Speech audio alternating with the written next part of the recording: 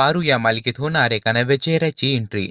तर नुकताच झी मराठी वाहिनीच्या इंस्टाग्राम चॅनेलवर एक नवीन प्रोमो पोस्ट करण्यात आला आहे. त्या प्रोमोमध्ये आदित्य, अनुष्का आणि पारू एकत्र बाहेर जात असतात आणि नेमकं त्याच वेळेस त्यांच्या गाडीचा टायर पंक्चर होतो.